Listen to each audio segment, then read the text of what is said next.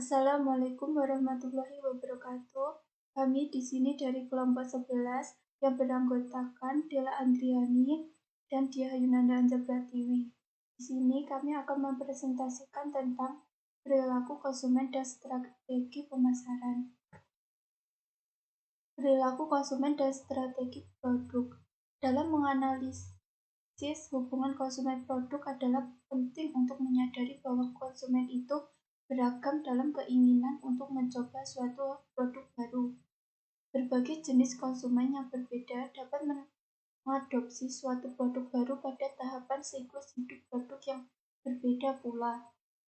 Salah satu fokus utama penelitian konsumen adalah untuk mengidentifikasikan karakteristik inovator dan perbedaan mereka dari konsumen lainnya. Inovator adalah pengguna berat produk lain dalam kelas produk yang sama. Inovator dapat memiliki struktur pengetahuan yang berkembang lebih baik untuk suatu kategori produk tertentu. Karakteristik produk yang harus diperhatikan untuk mempengaruhi perilaku konsumen adalah sebagai berikut. 1. Kompatibilitas adalah sejauh mana suatu produk konsisten dengan efeksi, kognisi, dan perilaku konsumen saat ini. Misalnya, jika kondisi-kondisi lainnya dianggap sama, atau suatu produk ternyata tidak membutuhkan perubahan penting pada nilai-nilai dan kepercayaan konsumen, atau pada perilaku pembelian dan penggunaan konsumen, maka konsumen tersebut lebih cenderung mencoba produk tersebut ketimbang produk lainnya. 2. Kemampuan untuk diuji coba. Sejauh mana suatu produk dapat diuji dalam jumlah yang terbatas atau dipilih ke dalam jumlah-jumlah yang kecil. Untuk melakukan uji coba ternyata membutuhkan biaya yang tinggi. 3. Kemampuan untuk diteliti. Mengacu pada sejauh mana produk atau dampak yang dihasilkan produk tersebut dapat dirasakan oleh konsumen lain. 4. Kecepatan adalah seberapa cepat manfaat suatu produk dipahami oleh konsumen. 5. Kesederhanaan adalah sejauh mana suatu produk dengan mudah dimengerti dan digunakan konsumen. 6. Manfaat relatif adalah sejauh mana suatu produk memiliki keunggulan bersaing yang bertahan atas kelas produk, bentuk produk, dan merek lainnya. 7. Simbolisme produk adalah apakah makna suatu produk atau merek bagi konsumen dan bagaimanakah pengalaman konsumen ketika membeli dan menggunakannya. 8. Strategi pemasaran. Sejumlah variasi karakteristik produk merupakan penyebab keberhasilan dan kegagalan produk dan merek. Walaupun tidak sepenuhnya merupakan suatu karakteristik produk, kualitas strategi pemasaran yang digunakan juga memiliki peran apakah suatu produk itu berhasil. Perilaku konsumen sangat menentukan dalam proses pengambilan keputusan membeli produk yang tahapannya dimulai dari pengenalan masalah untuk memenuhi kebutuhan, yaitu berupa desakan yang membangkitkan tindakan untuk memenuhi dan memuaskan kebutuhan. Kepuasan konsumen adalah merupakan tingkat perasaan konsumen setelah membandingkan dengan harapannya. Seseorang pelanggan jika merasa puas dengan nilai yang diberikannya oleh produk atau jasa, maka sangat besar kemungkinannya untuk menjadi pelanggan dalam waktu yang lama. Kepuasan dibagi menjadi dua, yaitu kepuasan fungsional dan kepuasan psikologis. Kepuasan fungsional merupakan kepuasan yang diperoleh dari fungsi suatu produk yang dimanfaatkan, sedangkan kemampuan psikologis merupakan kepuasan yang diperoleh dari atribut atau merek yang bersifat tidak berwujud dari produk. Perilaku konsumen dan strategi penetapan harga. Kotler dan Armstrong 1994 berpendapat bahwa ada dua faktor utama yang perlu dipertimbangkan dalam menetapkan harga, yakni 1. Faktor internal perusahaan dan faktor lingkungan eksternal. Faktor internal perusahaan lingkungan eksternal meliputi sifat pasar dan permintaan, persaingan, dan unsur-unsur lingkungan lainnya. Strategi penetapan harga menjadi sesuatu yang perlu diperhatikan dan juga berpengaruh pada perilaku konsumen ada tiga, yaitu satu, efeksi dan kognisi harga. Pengaruh harga terhadap efeksi dan kognisi serta perilaku konsumen tidak banyak jarang yang dapat dijumpai. Selama ini dipercaya bahwa konsumen memandang adanya hubungan yang kuat antara harga dan kualitas suatu produk atau jasa. Dua, perilaku harga. Akses pendanaan. Ada beberapa cara konsumen dapat mengakses dana, yaitu satu, sebagian membawa sejumlah tertentu uang tunai untuk membayar pembelian dalam sejumlah kecil. Pasokan uang tunai ini dapat diisi kembali sesuai dengan kebutuhan sehari-hari. Dua, sebagian konsumen juga membawa buku cek jika mereka membutuhkan jumlah uang yang cukup besar. 3 jutaan orang membawa kartu kredit untuk membayar belanja mereka. Walaupun beban bunga kartu kredit sangat tinggi, tetapi masih banyak yang menggunakan metode ini. Biaya transaksi.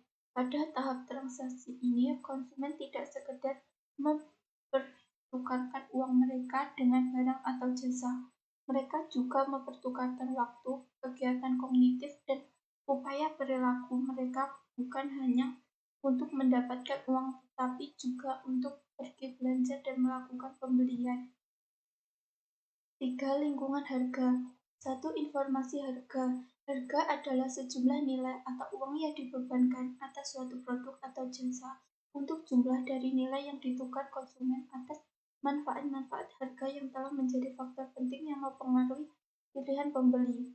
Dalam lingkungan harga biasanya adalah sebuah tanda, sebuah label, beberapa simbol tertentu di sebuah toko atau di telepon. Termasuk dalam variabel harga juga adalah kontrak pembelian dan informasi persyaratan kredit, juga harga referensi eksternal. 2. Konsep harga. Menurut Porter 2000, ada 3 strategi untuk menetapkan suatu harga, yaitu 1. Strategi perusahaan dan strategi pemasaran. Strategi perusahaan terutama memperhatikan pendistribusian sumber daya yang ada pada daerah-daerah fungsional dan pasar produk dalam upaya untuk memperoleh sustainable advantage terhadap kompetitornya, yaitu diferensiasi, fokus, dan kepemimpinan harga. 2. Karakteristik produk. Produk adalah segala sesuatu yang ditawarkan ke pasar untuk mendapatkan perhatian, dibeli, dipergunakan, dan yang dapat memuaskan keinginan atau kebutuhan konsumen. 3. Karakteristik kompetitor. Ada 5 kekuatan pokok yang berpengaruh dalam persaingan suatu distribusi, yaitu persaingan dalam industri yang bersangkutan, produk substitusi, pemasok, pelanggan, dan ancaman pendatang baru. Metode penetapan harga produk. 1. Pendekatan permintaan dan penawaran. Dari tingkat permintaan dan penawaran yang ada ditentukan harga keseimbangan dengan cara mencari harga yang mampu dibayar konsumen dan harga yang diterima produsen, sehingga terbentuk jumlah yang diminta sama dengan jumlah yang ditawarkan. 2. Pendekatan biaya. Menentukan harga dengan cara menghitung biaya yang dikeluarkan produsen dengan tingkat keuntungan yang diinginkan, baik dengan markup pricing dan break-even analysis. 3. Pendekatan pasar. Merumuskan harga untuk produk yang dipasarkan dengan cara menghitung variabel-variabel yang mempengaruhi pasar dan harga seperti situasi dan kondisi politik, persaingan, sosial budaya, dan lain-lain. Perilaku konsumen dan strategi promosi. Ada beberapa hal yang perlu dilakukan, yaitu A. Kontak informasi. Konsumen seharusnya terlibat dalam kontak dengan informasi promosi agar promosi tersebut dapat berhasil. Kontak informasi dengan promosi dapat berdasarkan keinginan. Contohnya saat konsumen membuka surat kabar mencari kupon makanan. Namun demikian yang paling sering adalah secara tak terduga. Contohnya konsumen melakukan kontak dengan suatu promosi ketika terlibat dalam perilaku lain. Terkadang kotak promosi dapat memicu proses pengambilan keputusan pengembalian, seperti munculnya keinginan membeli saat konsumen melintasi baliho sebuah produk. B. Komunikasi dari mulut ke mulut.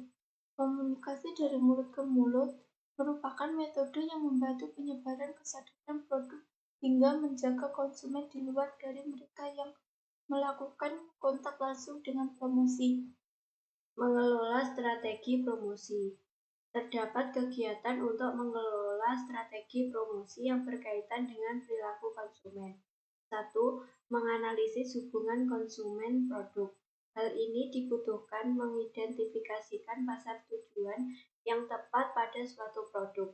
Kemudian, pemasar harus mengidentifikasi kebutuhan, tujuan, dan nilai tingkat pengetahuan produk dan merek. Keterlibatan dan sikap serta pola perilaku konsumen saat ini. 2. Promosi dapat mempengaruhi afeksi, kognisi, dan perilaku konsumen. Oleh karena itu, strategi promosi dapat didesain untuk memenuhi satu atau lebih tujuan-tujuan berikut ini.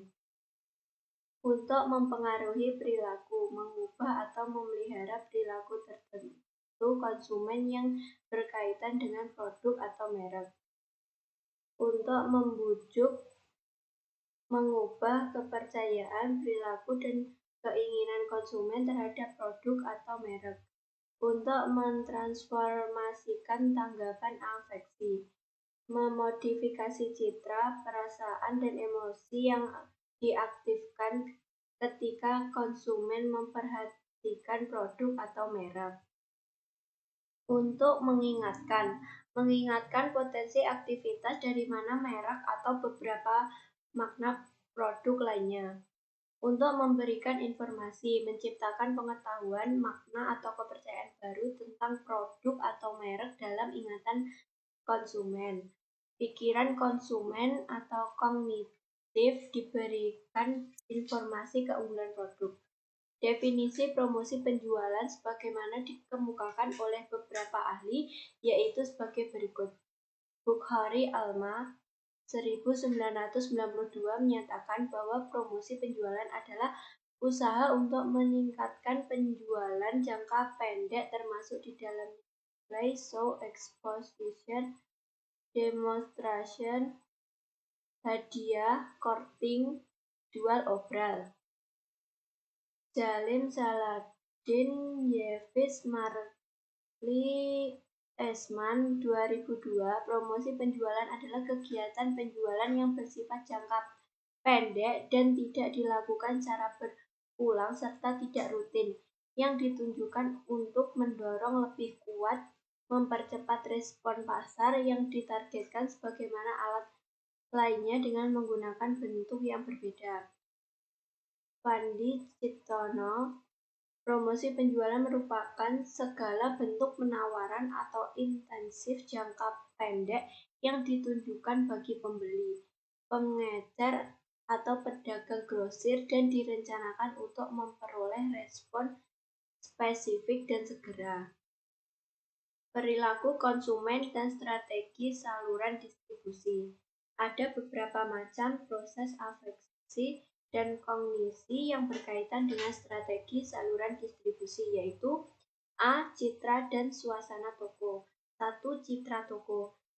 Sebagai apa yang dipikirkan konsumen tentang toko, termasuk di dalamnya adalah persepsi dan sikap yang didasarkan pada sensasi dari rangsangan yang berkaitan dengan toko yang diterima melalui kelima indera. Citra toko biasanya diukur dengan menyatakan kepada konsumen seberapa baik dan seberapa penting berbagai macam aspek dari operasional suatu toko eceran bagi mereka. Dimensi citra toko yang dipelajari, barang dagangan, layanan yang diberikan, jumlah pelanggan, fasilitas fisik, promosi, dan kenyamanan, juga suasana toko. Dimensi barang dagangan, kualitas, pilihan yang ada, fashion, generasi, dan harga. Dimensi layanan yang diberikan: layanan umum, layanan pramuniaga, tingkat keswalayan, kemudahan penukaran barang dagangan, dan layanan pengiriman serta kredit. 2. Suasana toko. 4. Jenis perilaku mendekat atau menjauh berkaitan dengan toko eceran. A. Penghindaran dan pendekatan fisik yang dapat dikaitkan dengan keinginan menjadi pelanggan toko pada tingkat mendasar. B. Penginderaan dan pendekatan eksploratori yang dapat dikaitkan dengan pencairan dan eksposur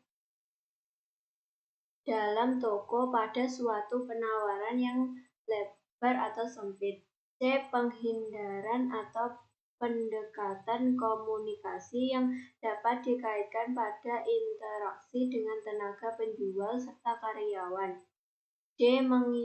Menghindarkan dan pendekatan kinerja dan kepuasan yang dikaitkan dengan frekuensi berbelanja ulang dan perkuatan jumlah waktu dan uang yang dibelanjakan di dalam toko. Beberapa dampak suasana toko. A. Senang. Mengacu pada sejauh mana konsumen merasa senang, sukacita, atau puas di dalam toko. Penentu yang sangat kuat dari perilaku pendekatan penginderaan di dalam toko termasuk di dalamnya perilaku belanja. B. Bergairah.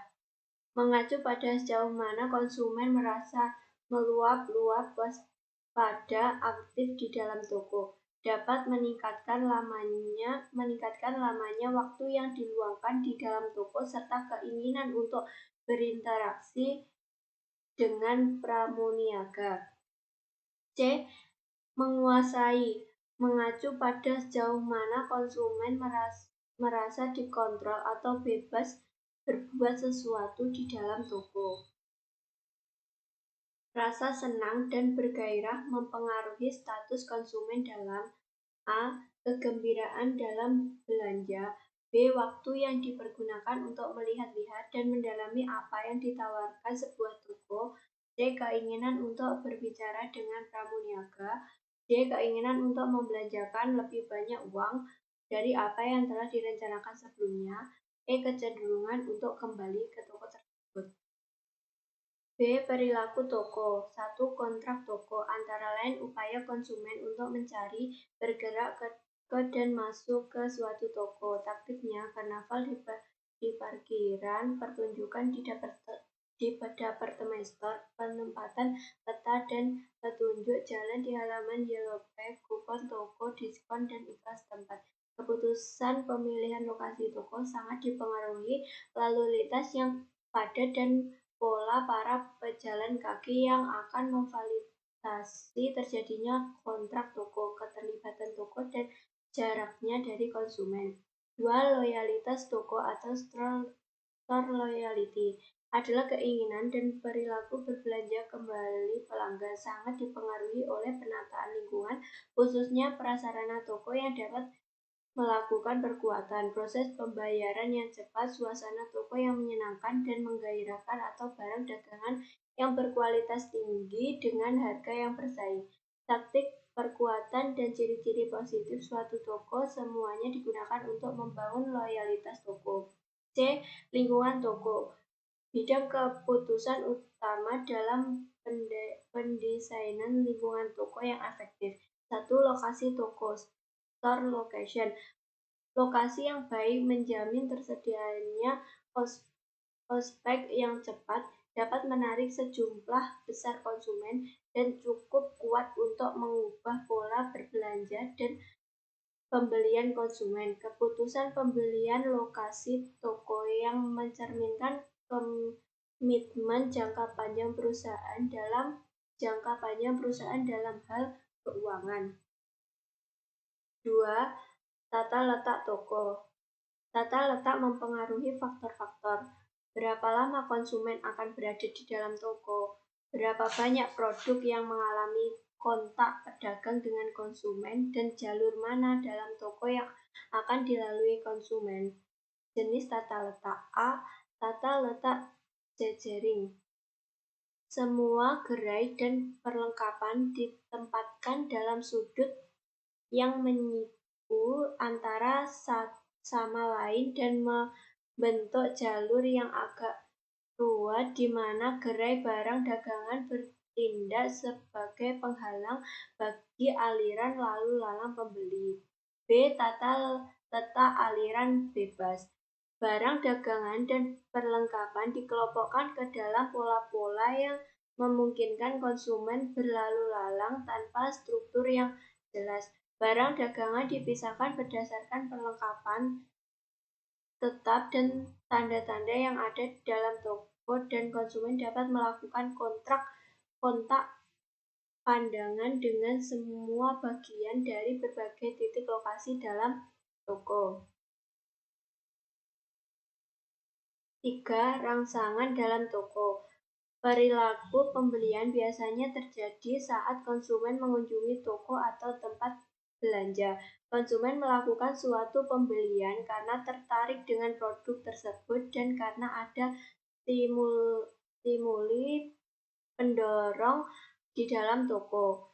Stimuli pendorong tersebut merupakan rangsangan agar konsumen melakukan kegiatan pembelian tersebut.